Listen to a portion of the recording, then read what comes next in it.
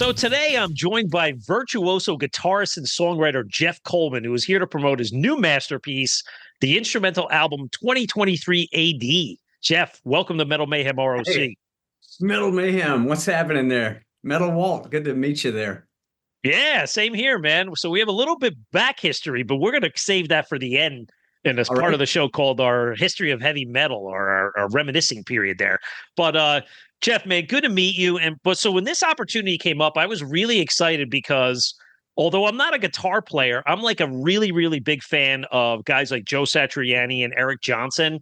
And I always remember how Joe said it best. He said, when you play with these instrumental tracks, the guitar kind of becomes the vocal of sorts. And when I spun your great new album, that's all I hear. It's really what 2023 AD is all about. But it's obvious that you have a very long history as a solo artist. Your discography is unbelievable. But let's go back to the beginning. The basic questions is, maybe who are your guitar heroes? When did you get a guitar, and who were the guys that you listened to growing up? Yeah, so I want to be a football player when I was a kid. Moved around a lot, and then when I turned 12, I moved in with my father, and he had to con my brother into moving to a different location. So he bought him a drum set, basically. He's like, Tommy's like, I don't want to move. And, suddenly we're part of the middle class because we were poor kids living with our mother. And my brother's like, yeah, okay, I want a drum set. So August 10th came around and we weren't spoiled by any means, but my dad was great. And then he said, I said, I always wanted to play drums, but he's obviously a better drummer and he always has been. My uncle on my mom's side played drums. So I started playing guitar and I bought a guitar at 12. It was a horrific guitar.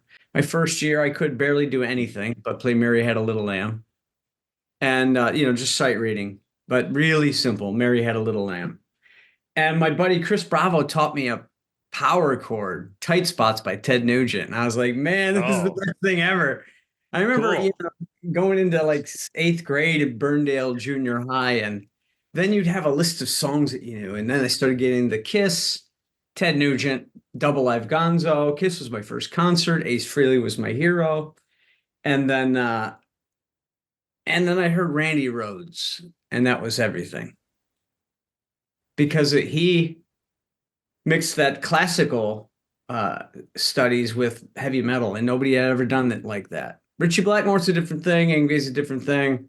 The way Randy Rhodes did it, it's its own thing. It's like Gustav Mahler and the darker side of not like Yngwie is more, he's Paganini meets Blackmore meets Uli John Roth. So Randy was doing something completely different. And I saw him live in January 30th, 1982, Toledo Sports Arena. Me and my buddy Omar were right up front, and it changed my life. I couldn't take my eyes off this guy. Ozzy was horrible that day. He couldn't sing a note. It didn't matter. The band was killing it. Randy was killing it. Unfortunately, he passed away less than 2 months later, and I was just absolutely devastated. But I always felt like, somehow I want to carry the torch of, things that he could have done. And I have certain similar influences, but at the same time, I also have jazz background, and he didn't live long enough to, to get to express all those things. It was really unfortunate. And then, when I first heard Edwin Van Halen, it was so above my head. And I didn't even play guitar yet. Edward Van Halen came out in 78. I started playing guitar in 79. When I heard it, I was like, I don't even know what this is I'm hearing. So it took Randy to get me back to Edward, So, and I love Jimmy Page. I love songwriting. I love songs. I don't really love instrumental guitar records, got to tell you. So how did you end up getting into learning, let's say, the jazz aspect and the classical aspect? Did you do that as a young teenager too, or did that kind of come later? No, it came early. When I heard Randy Rhodes and read Guitar Player, John Stick's interviews, I'm like, okay, I need to take classical lessons. And I studied with this guy, Sam Martinez in Toledo. Then he turned me on to this guy, Ken Hummer. Ken Hummer, I mean, one of his students made the top 3 international classical guitar festival. I mean, I never, ever, ever, nor Randy could ever compete in that level at that age. So this guy, Ken Hummer, was just amazing, you know? And so I studied that. And always in my teens, I always, you know, I had a 4-track X15 Fostex, and I would record songs every day. Usually like 2 crude songs a day. It might be me playing the drums sloppy, I don't care, or my brother playing the drums. He was great. And you know, that's such a powerful tool for writing and all of that sort of thing. So to further answer your question, when I was like 18, then I went over to a music store downtown Toledo, and I heard this guy. It sounded like Pat Martino from the other room. I'm like, who is that? It was this guitar player, Dan Faehnle, Faehnle. It's impossible to spell his last name, but he's very well known for playing with Pink Martini and Diana Krall later on.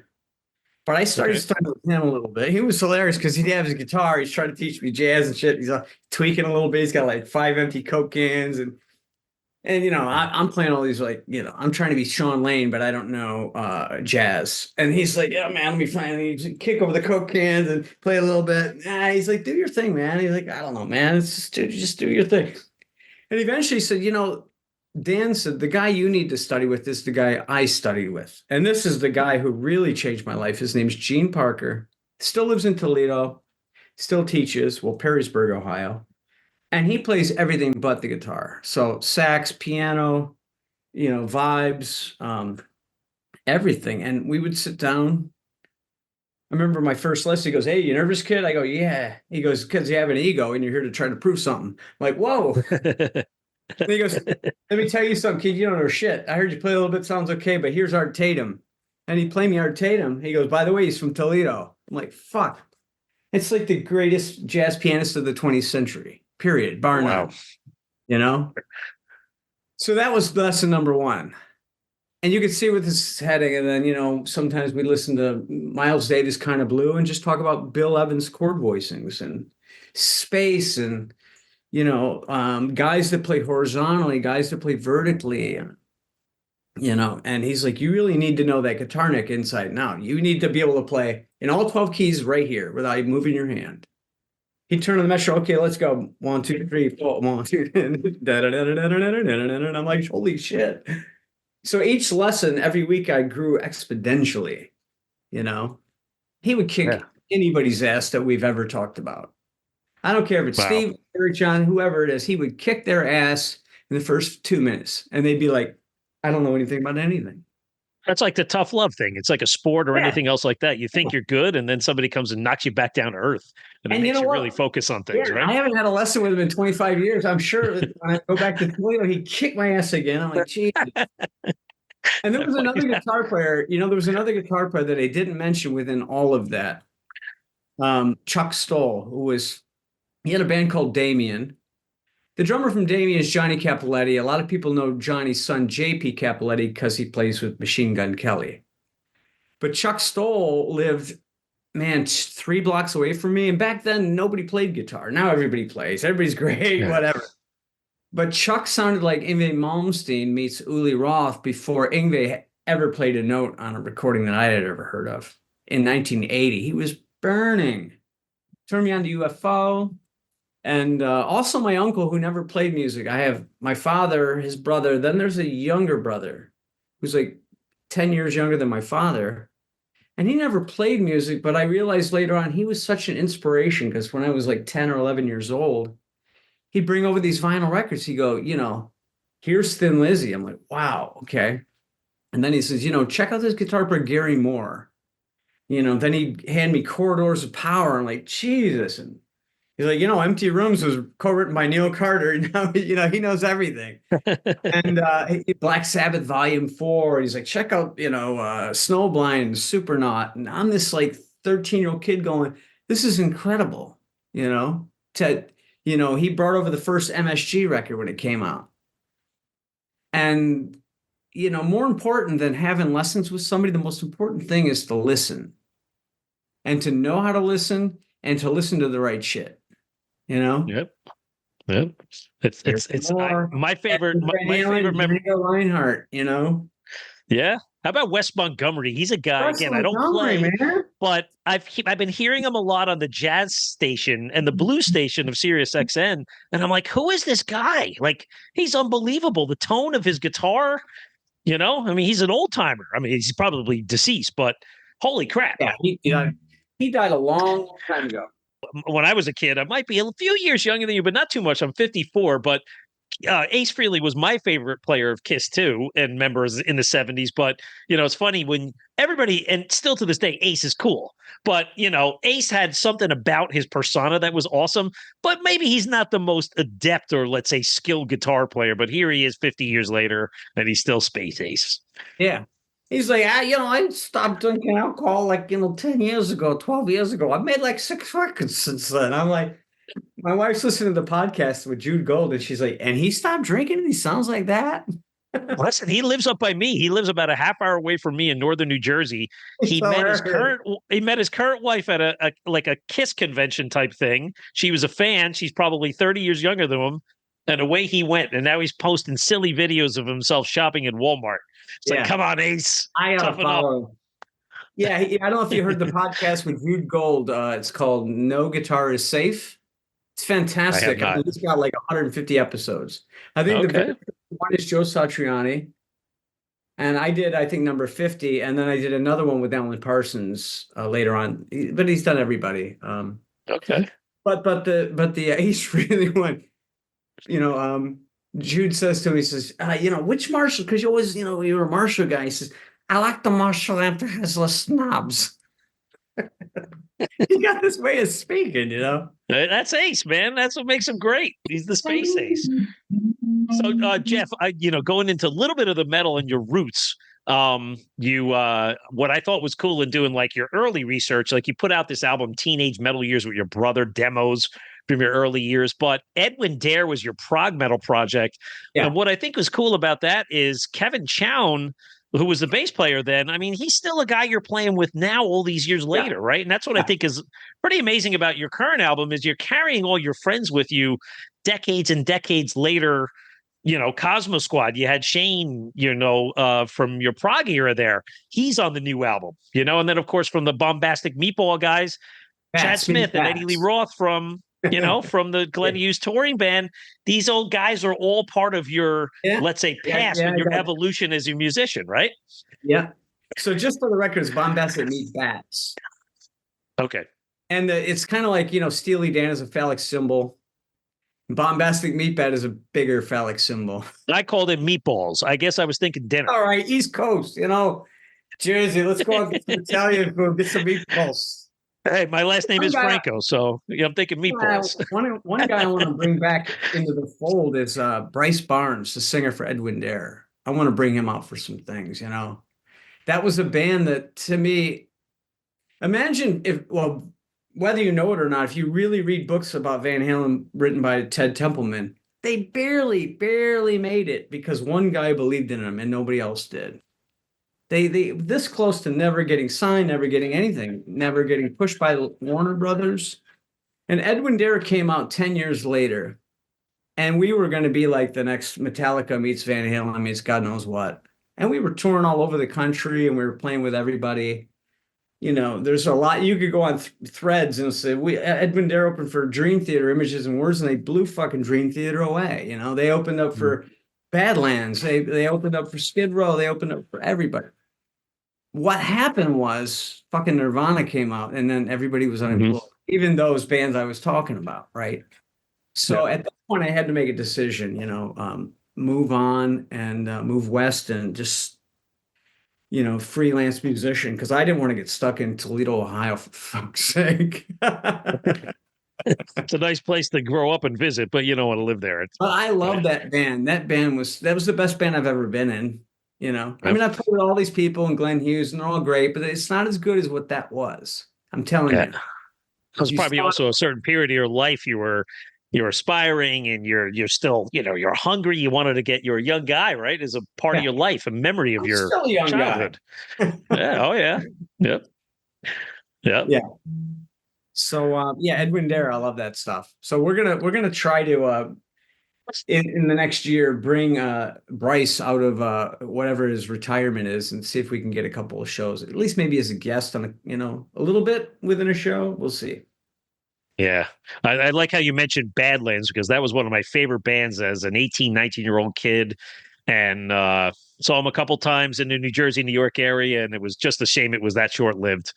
Yeah, But we they were didn't blow great. them away. We didn't blow them away. Ray Gillen was a badass mofo. Yeah. So Cosmo Squad and the Bombastic Meatbats, so Yeah. not meatballs. So was this sort of the natural evolution of you kind of moving into your, let's say, own brand of instrumental rock? Well, no, because my first record was in 1989. It came out like a year and a half after Joe Satriani surfed with the Alien.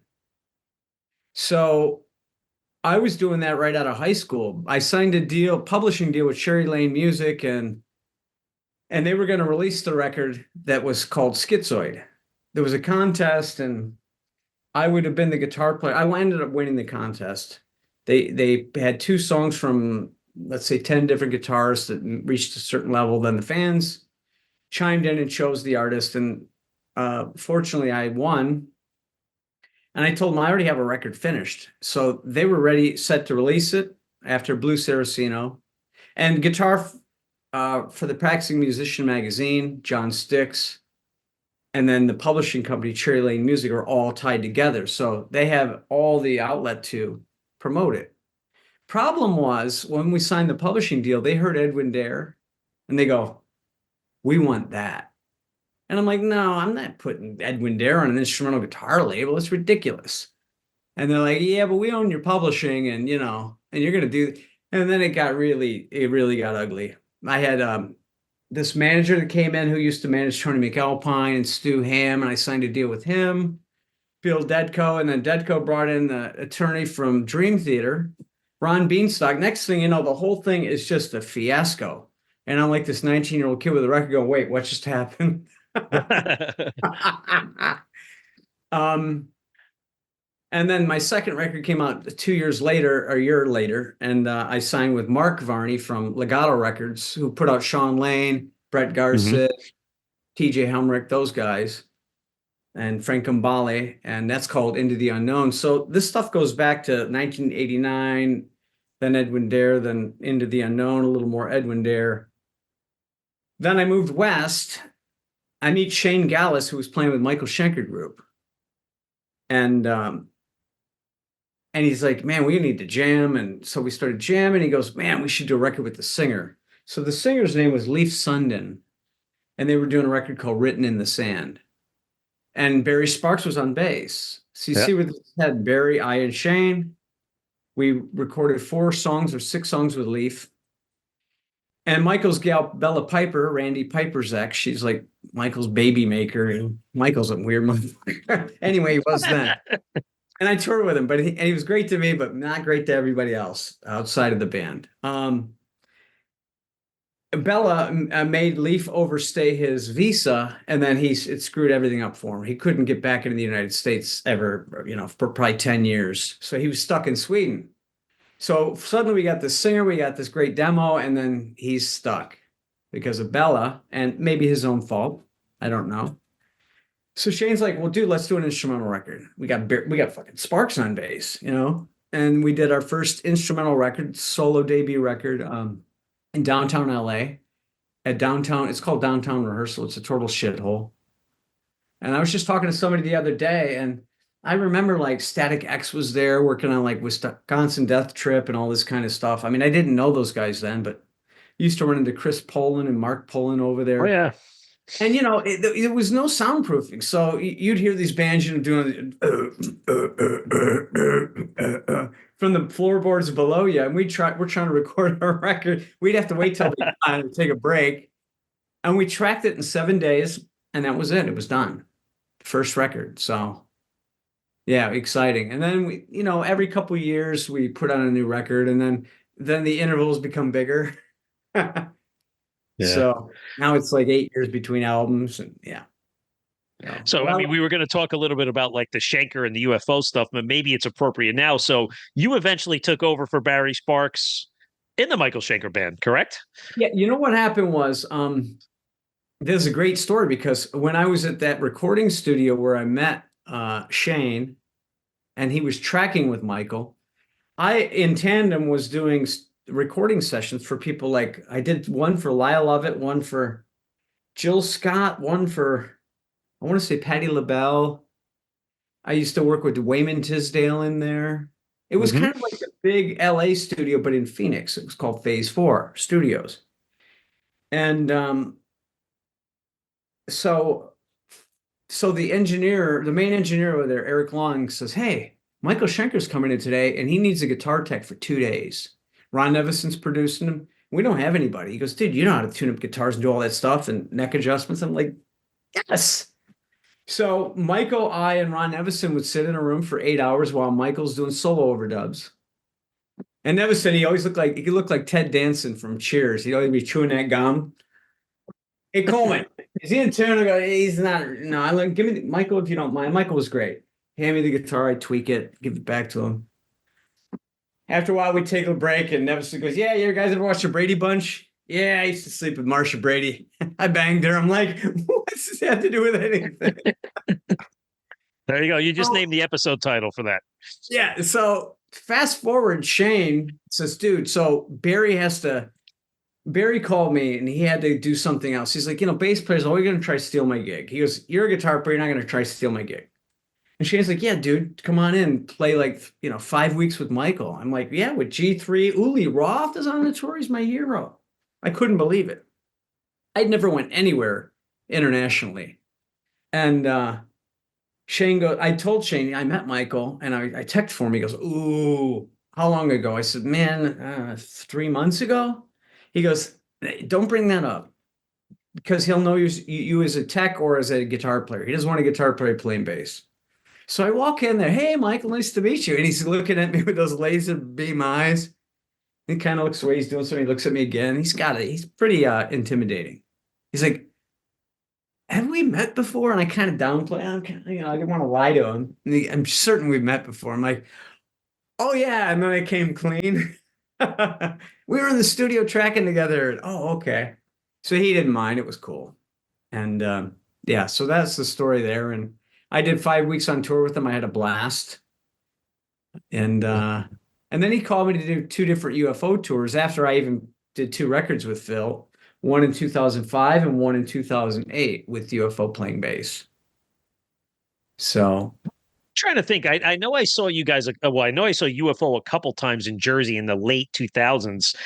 I'm pretty sure I think I've seen you play bass yeah, with him, maybe down at the Star Room Ballroom. So yeah, it's we did possible. one tour in '05 and that was Jason Bonham.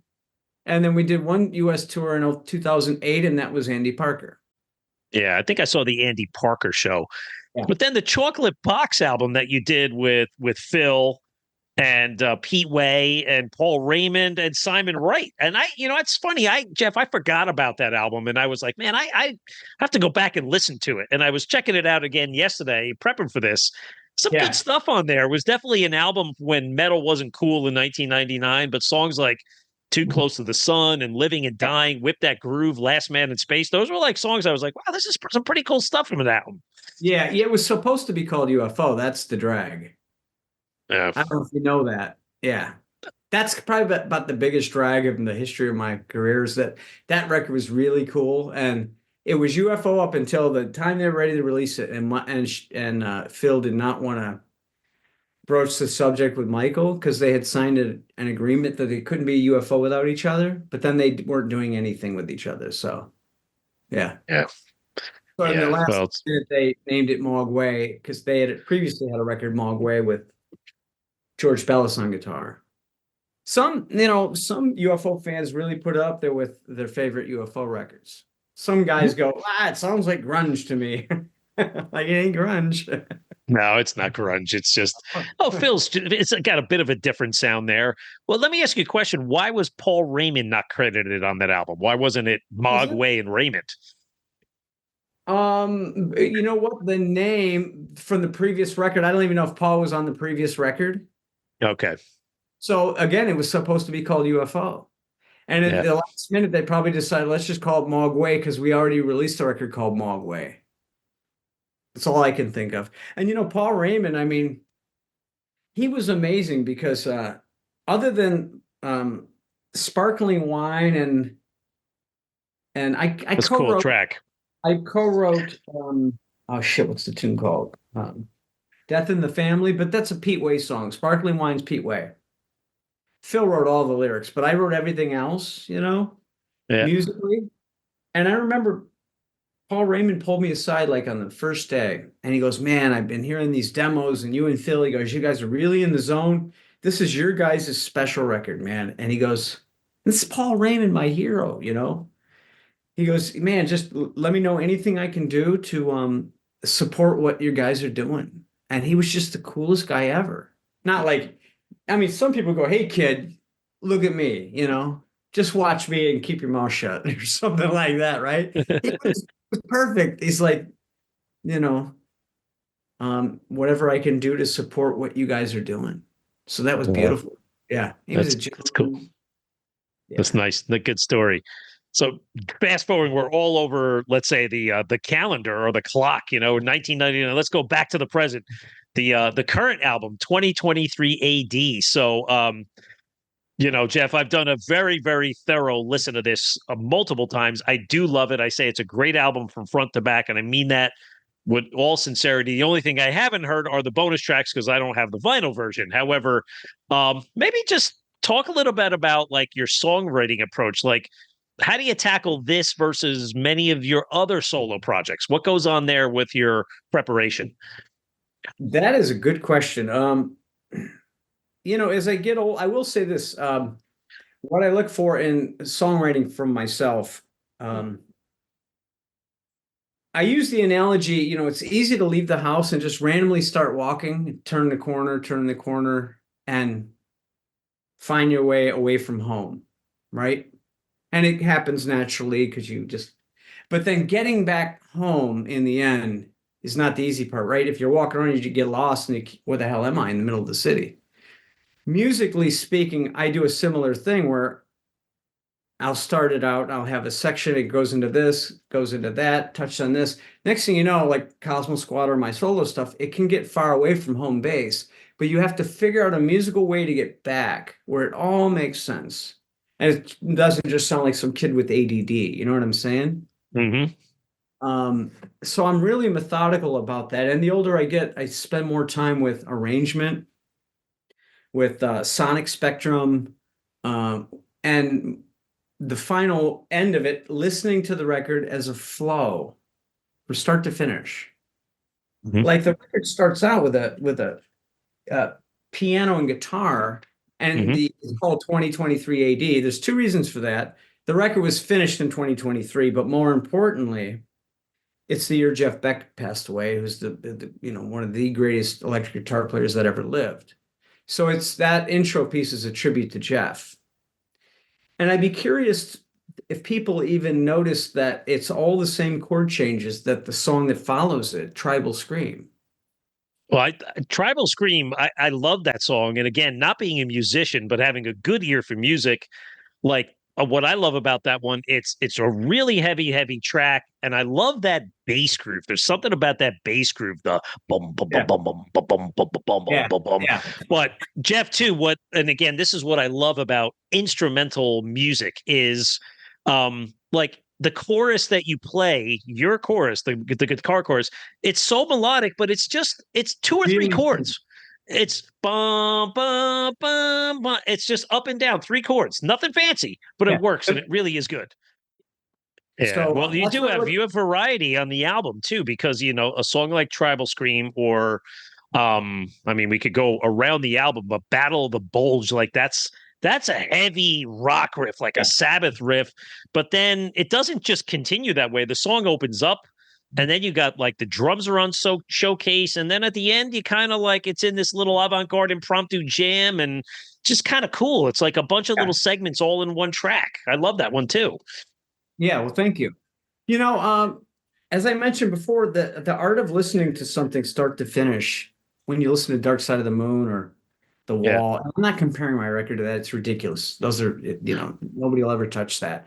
But it's similar in the aspect of if you listen, there is a flow, and it's like, okay, we've heard this thing, now it's morphing into this after 3 songs. Now we get Jimmy Johnson in there. We're getting more, ethereal and this kind of thing.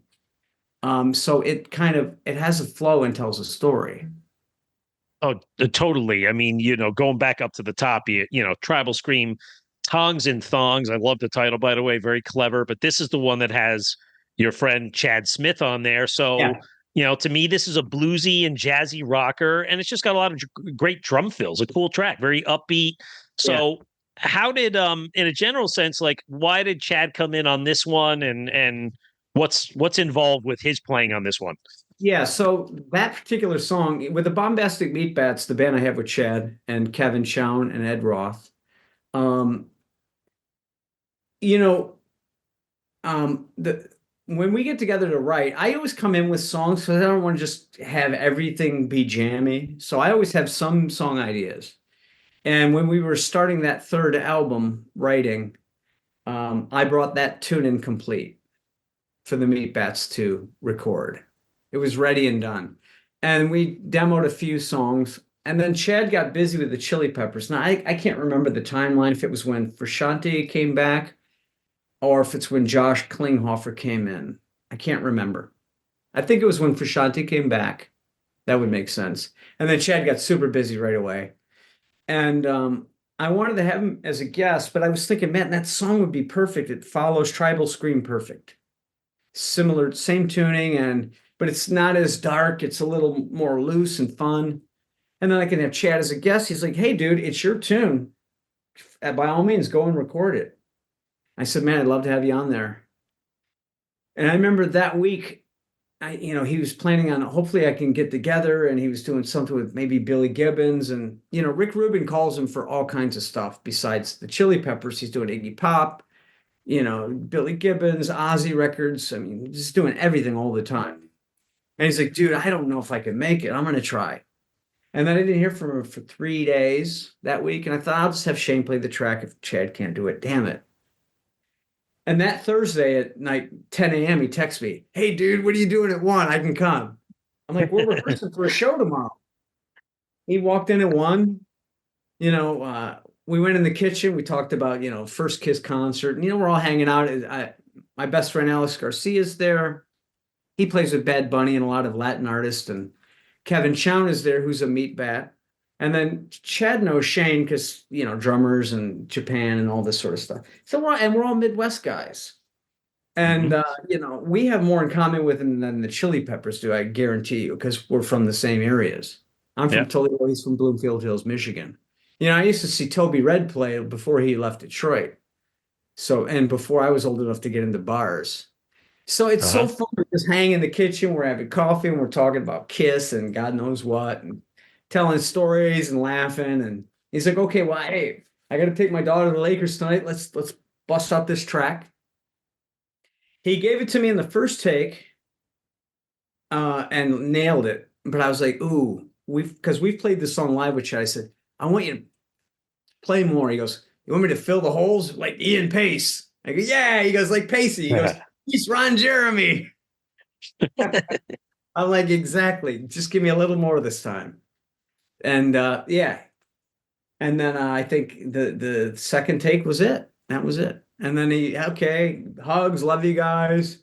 Off to the game with his daughter. And that was it. What is he? Does he roll up with like his car with like 100 drums and he has you guys unpack them? No. He just shows up. So Shane Gaalaas has a beautiful recording studio, and his drum tones. I mean, if you listen to 2023 AD, drum tones are pretty ridiculous sounding. I mean, they're so good. And he's all dialed in. All Chad had to do was walk in, put the headphones on. Chad's like, 8 inches taller, so there's that. He'll move back from the kid a little bit. Okay, let me hear the track. That's it. That's it. Same thing happened with, I was producing a Hughes Turner project after Glenn Hughes's. Now we're going back. But sure, it's fine. The day I met Chad, and the day Glenn met Chad was the same day in the studio in North Hollywood. Chad rolled up on his motorcycle, had his stick bag, and that's it. Shane was the main drummer on that record. And Chad came in as a guest, There's a song called Losing My Head, which Steve I ended up doing a guitar solo on. And he sat down to the kid, okay, look at it, call it, whatever. And he is like, first take. I think it was the very first take. He kind of did a little beat. Okay, 1, 2, 3, and it's very Zeppelin, Yeah. And we were like, man, this guy is so great.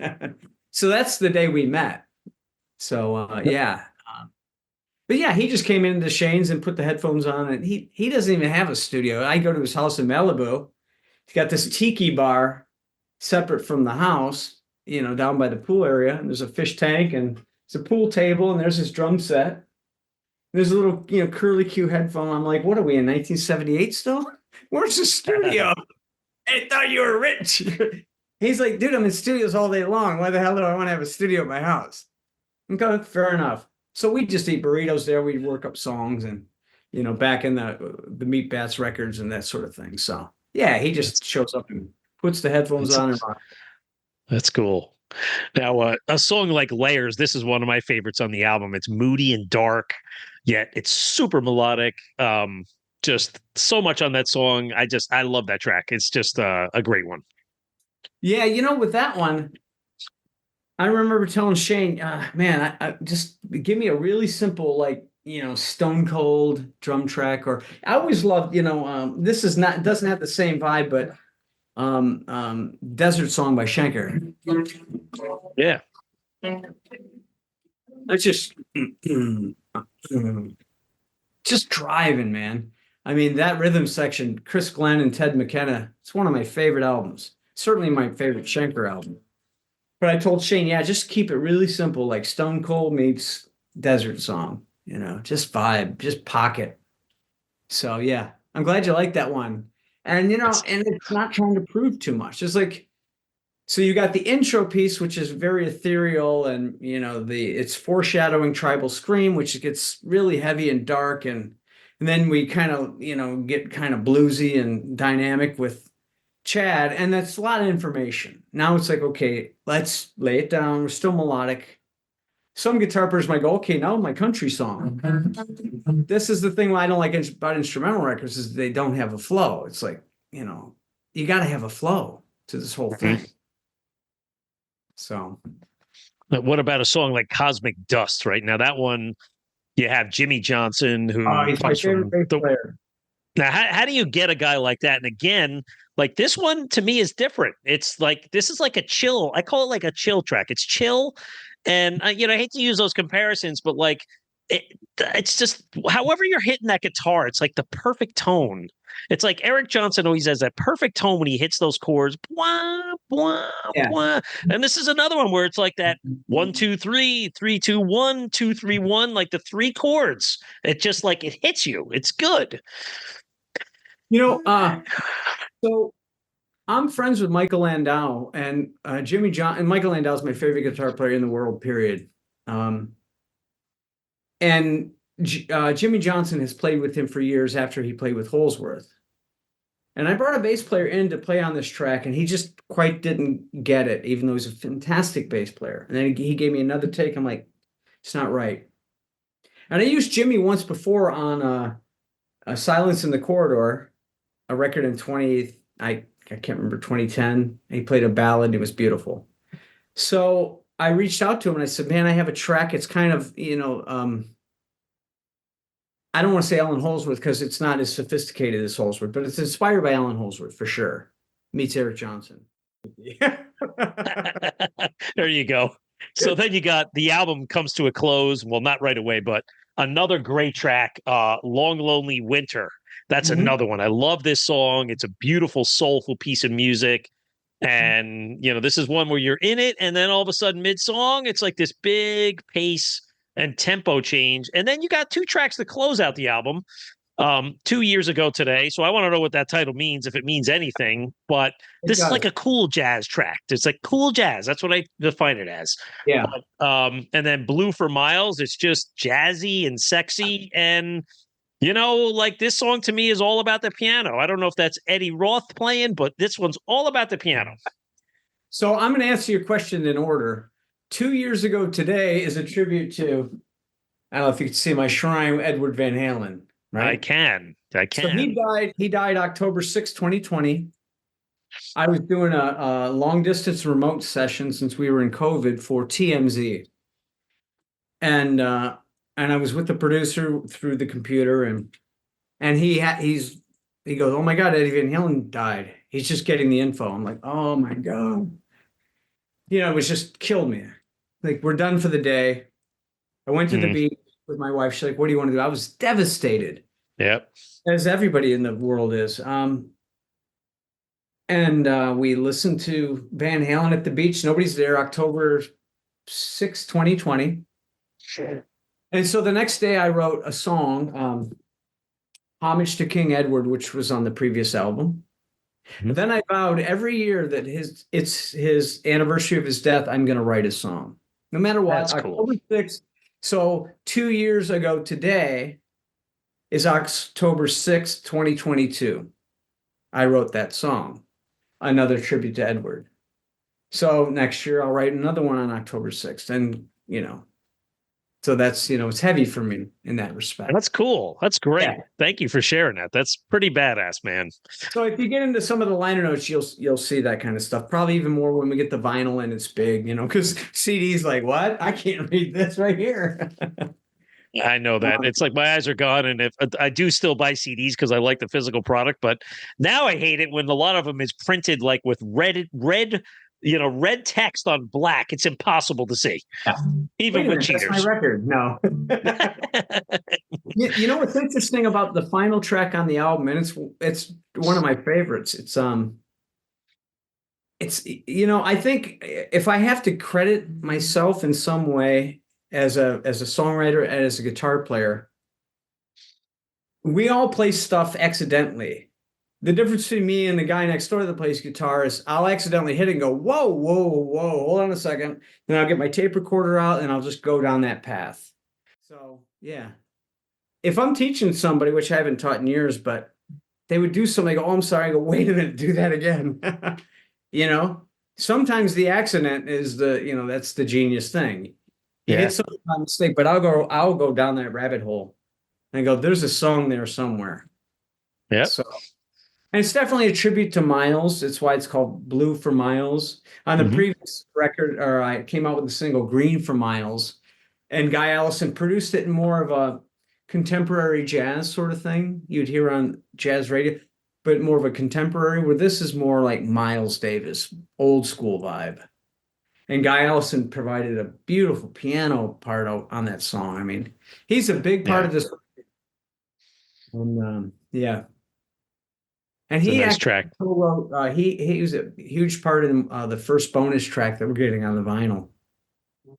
Yeah. Talk about the bonus track. So you have the song 1979, Yeah, which contains one of the members from Chick Corea's band, and then a song called Friends and a tribute to Tommy, I guess, for your late brother, correct? that's correct. So, if you look at the time length of this record, it's 49 minutes. When you split it up, it's too many songs for one single vinyl record because you can only do 22 minutes a side and then it starts degrading. 22 plus 22 is 44. We got 49. I don't want to start chopping songs. So then you got a side three. I'm like, well, what's side four? I'm not going to have, 8 minutes on the side. And it's thousands of dollars just to print 300 vinyl record. So I'm like, I need a side four. And how about I get 3 bonus tracks that you can't get anywhere else except for on the vinyl? So that Yeah. was the inspiration. And it's actually an amazing story. Hold on one second, sir. Nobody panic. So I was in Japan. So 1979 is the year I started playing guitar, right? And I always loved my favorite Spanish guitar, and many's favorite, is the Ramirez 1A. Now I'm in Japan. I toured with this legend artist named Ikaji Izawa. The Japanese call him Achan. And went to 5 Nights at Budokan, It's Nothing for Him, or Tokyo Dome. Wow. So we do this every winter for 2 months. I go over there. And it's like, being in a band with Mick Jagger. But it's bigger than that. It's like if Elvis Presley never died and his Mm. career is going up since 1969. So I'm on tour and I'm collecting gear and guitars, and I go into this little shop. It's not even a music store. I'm there with my buddy Hal, who's a Japanese kid, and he wants me to play a classical guitar that his uncle built and tell me what I think. So he hands me the guitar. I'm like, oh, it's horrible. It's just like awful.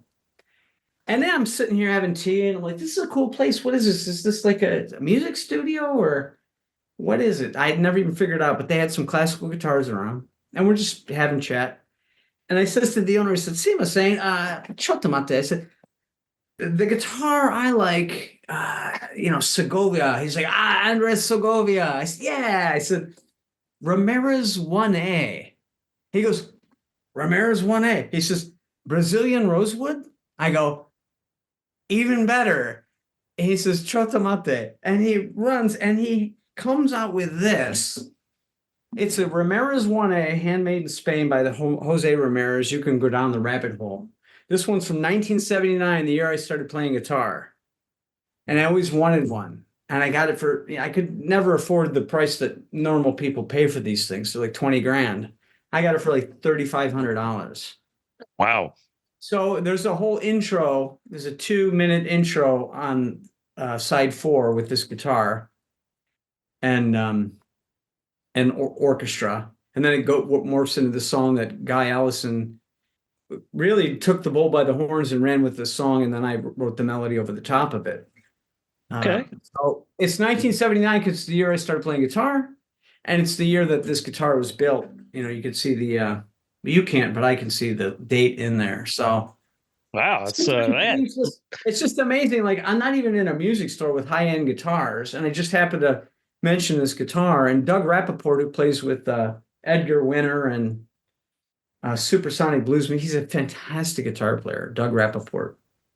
He's like, dude, what's with you and you? He goes, it's like you put it out in the universe and it comes to you. I'm like, that's how the universe works. I couldn't believe when the guy walked out with the Ramirez 1A and with Brazilian rosewood.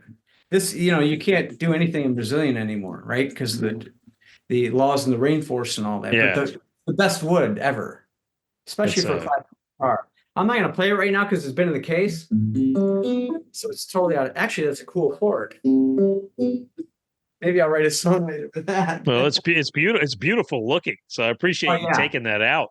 So yeah, 1979, and then the next song is called Friends.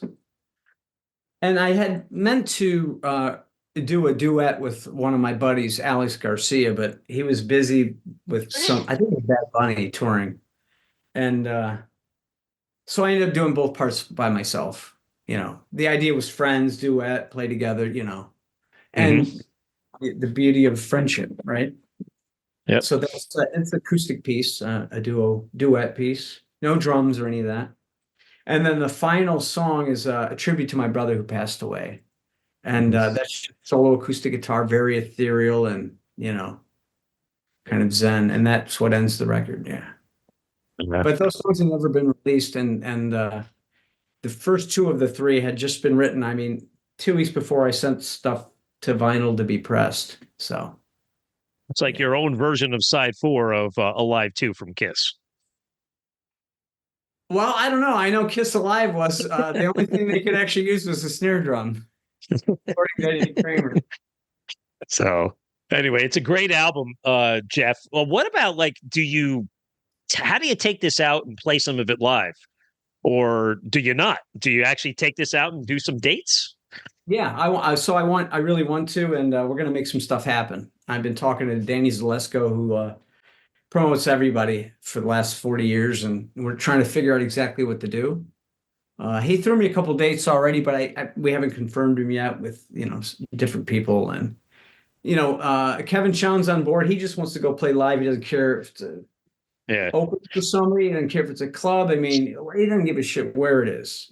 He loves the thrill of the chase. So I really want to make it an effort to really start playing this stuff live. and a lot of the musicians, the rock stars that I play with, they're, as Guitarist, the bass player from Alan Parsons says, he says, our colleagues are getting older. Like I play with Lou Gramm, for instance. Yeah. Guys are in their 70s, and yeah, unless you're in the Zombies, you're not rocking when you're in your 80s, I don't think. But so I have to think about kind of things. Phil Mogg just retired from UFO, and Glenn Hughes is still going. We'll probably do something in the future again. But yeah. you have to go out and play your music. I mean, there's nothing like playing guitar live, and for me, it's the thrill. There's no better thrill. Yeah. Totally. I say that all the time too. I said, just in regardless of what kind of rock music you like or you follow, you have to start discovering newer and younger bands because they're the ones that are going to take you forward. I mean, there's so many great young bands out there in the metal world that people may have never heard of, but there's great ones out there, and they're kids in their 30s, 20s, and it's good material, and it's stuff to take you forward. So I was going to ask you about Lou Gramm and Alan Parsons. Are you still active members of both of those touring bands? Yeah. So I joined Alan, I think late 2016, and we've done 2 studio records, 2 concert DVDs. I have 2 shows with them this weekend. I'm playing in Santa Barbara, and then I'm playing the Wiltern Theater in LA. And then the 29th of June, I'm playing with Alan in Atlanta. And then the 30th, we're playing the Ryman Theater in Nashville. So pretty busy. And there's a Lou Gramm gig in there somewhere. I'll do some dates with Lou in the fall. And then I also play with John Payne. He was the singer that replaced John Wetton in Asia. Yep. I have a private show with him on the 21st of this month with Steve Augeri and I think it's John Elefante who replaced Steve Walsh in Kansas. Yep. So I'll play all that stuff. Yeah, and okay. Juggling. But but Alan is the main focus of all that stuff. As much stuff as he wants to do, I'm in. So we've done a lot of 2 or 3 years ago we were in Russia and Israel, and you can't go there now. But it's amazing. We were in Turkey the day before. It was like Turkey, then we're in Israel for 2 days, then we're in Russia, then we're, and Israel, we did a DVD, and it was with the symphony, Israeli Philharmonic. I just got sidetracked because when we went to Russia, we played the Crocus Circus Hall. That might be familiar to you if you remember, like 4 weeks ago, 6 weeks ago, maybe, some terrorists came in there and shot everybody up at that place. Mm-hmm. Oh, wow. Played with Alan in Russia in 2019, I think. So, it's just crazy. So, yeah. Certainly. Well, you're a busy guy. So before we conclude this discussion, though, Jeff, I want to go back to the days of the Glenn Hughes, because that's where I was first introduced to Jeff Kollman here. The cool part about me living in New York and northern New Jersey is, when you were with Glenn, and it was, I like to call it his U.S. rebirth, because he was kind of an unknown entity for quite a long time. And there were a couple shows that got him back on the map. He was showcasing in New York and L.A., and it was it was actually on my birthday, 2007 at BB King's. And then 2 years later, you guys played the Highline Ballroom. And then there was a couple other cool gigs. There was this guy on the crew. I don't know if you remember him. His name was Mike, and he lived in Carlstadt, New Jersey. And every summer he would have a private show in his backyard. And I met Mike at the Heaven and Hell Radio City show. He had a green Glenn Hughes shirt on, and I walked up to him and I said, "Cool shirt, man." And he goes, "Are you going to the show at BB King's?" I said, "Yeah." He goes, "If I see you there," he goes, "you're coming to my house." So I was at that backyard barbecue. I played all those parties. Mike's my best friend. Yeah. Carlstadt, New Jersey. Yeah, you remember that backyard? It was drinking a lot and lots of booze. And I remember I was heckling Glenn because I was with a couple of my friends, and we were yelling out all the songs from the Seven Star album. And Glenn's looking at me like, "Why the fuck is this guy shooting out songs from Seven Star?" I met Mike Moore. It's funny. I was playing with so after we did Mogg Way, I was producing what would be Phil Mogg's solo record. He's like, nah, this is a band. So we formed a band called Sign of Four. I don't know. A lot of people don't know this. Yeah. So Phil Mogg Sign of Four. You have to look that up. Okay. And then we did like 7 shows in England, trying to break a new band. Like Mogg Way never toured. So Sign of Four, we're touring and doing it. And we're playing the Marquee in London.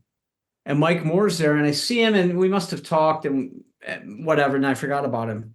And then 6 months later or so, I'm playing the Hard Rock in Florida, in Orlando. And I see this guy at the pool area looking at me. I'm like, I know you. He's like, the Marquee in London, UFO, or, Sign of Four. I'm like, and then we hit it off, and then we were inseparable since then. So that was kind of the connection. Then he became buddies with Glenn because I was out touring with Glenn. And then, he does everything for Glenn, and they're good friends. And yeah, so It was it was a good memory. It's funny, right? Like here you are getting set up with some random guy from Jersey to interview about your album, and we're going back to 2007 in August. So at that backyard barbecue. confused because the timeline's this long. We're going, okay, let's see. We started here and back, and kind of doing this thing. That's all right. Yeah. That's all right. The other great show from that period too was when you guys played the old CBGBs on a Sunday, the John Varvato store. Remember that when it was like, yeah, just come tomorrow night. It was the Highline Ballroom. Yeah, we're doing a free show at 5 o'clock on a Sunday, and we That were was there. amazing. It was fucking cool. That was great. Yeah, yeah, it was so much fun. And Varvatos, he's him and his wife. They're just such sweethearts. And I'd never been to CBGBs. I remember going downstairs in the dressing room, like, wow, this place is cool, man. This is such a vibe. They go, dude, this is the old CBGBs. I'm like, get the fuck out of here. So I thought they added all these stickers and stuff. Because, during the day, it's a clothing store. You're in a Varvatos clothing store. You're like, it's a cool vibe. But once they took all that stuff out, set up the stage, then you start walking in these, little, caverns. Then you realize, okay, this is CBGBs. And I think Chris Cornell did the one the month before. They were doing like the third Thursday of every month. They would do a concert there. And I want to say Chris Cornell did the one before we did. Rest in peace. Yeah, it was a short window of time there, but that was something cool. There was these little showcase shows. But yeah, such good memories. I know you played some of the stuff on Songs of the Key of Rock album too, but just good memories of that Glenn Hughes period, Jeff. Jeff, this was a really, really good discussion. I enjoyed myself. Give our listeners your socials and where can we find the album? Where can we buy the album? So jeffkollman.com, KOLLMAN, or Kollmanation.com. It's also out on Deco Entertainment, DEKO Entertainment. And I'm going to receive vinyl tomorrow, ready to ship Friday. I think we'll make an announcement that will officially release it the following Friday. I have to check with the PR, get the approval, because the vinyl got done quicker than we thought. So excited. And you know what? The people need to buy the vinyl. I don't give a shit if you don't have a record player. I don't have a record player, so maybe I'll buy the vinyl. Recorded music, and it's not like it's invested in CDs. Vinyl is expensive. And the important thing is, like, I bought $100 turntable and $100 Pioneer speakers and $100 clips, subwoofer. It sounds amazing in my living room. It doesn't cost a lot of money. It doesn't have to. It can, but it doesn't have to. And I just think that experience of listening to vinyl, looking at, Dark Side of the Moon, I don't care what record it is, and seeing all that artwork, and there's always more liner notes in vinyl. And more importantly, you're not flipping through your phone and, oh, this came in, forget the phone, throw that thing away, get a bottle of wine, sit on the couch and listen and shut your mind down. That's the thing that people are missing these days. They're so distracted by everything coming at them. They don't know whether they want to watch a Netflix movie or listen to one song off Zeppelin 2 or look at porn. They're like, I sit in my home office, Jeff. It's where I work. It's where I do the podcast. And even though I got my screensaver up, it's nothing but posters, autographs. I got my old Iowa rack system, the Techniques thing with a cassette deck. I have my bootleg tapes over one corner, all my CD racks. And it's like a place I go, and yeah, the phone's plugged in, but I don't think about the phone when I'm up here. Yeah. Yeah. The phone is the death of the world. The iPhone. I wish I invented it, but no. But yeah, the listening experience is so important, whoever you're listening to and supporting. And I just think it's wonderful that there's such a resurgent for people wanting to go out that are our age and older, or even young kids. My daughters, I took them, they love Korn and Slipknot and Deftones, System of a Down. They like Morrissey and the Smiths, and they like, all this stuff, and they love going to concerts. I take them to everything I can. And and that's beautiful too. Parents with their children and loving music. Both, I took them to Tool, and right after the Tool concert, Danny Carey called me on the cell phone. They just thought that was the coolest thing ever. Wow, that doesn't happen awesome. Every day, kids. Nope, not at all. They got a cool dad. My kids like music, but they unfortunately don't like rock. It's Taylor Swift and Morgan Wallen and God knows what else. But that's okay as long as they're into their music. If I bought my kids a Taylor Swift dartboard, they would be happy for Christmas. They're like, and I have daughters, teenage daughters. They're like, no way, that's not having it. You're the exception, Jeff. I will say that. My daughter's 10, but she loves it. But it's all good. So let's support Jeff in this album, guys. So just as a reminder, get up to our website, metalmayhemroc.com, and join our community.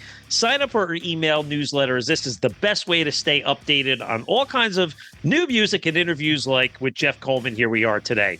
And just remember, write us and try to join us on our live radio show on Monday nights on metaldevastationradio.com.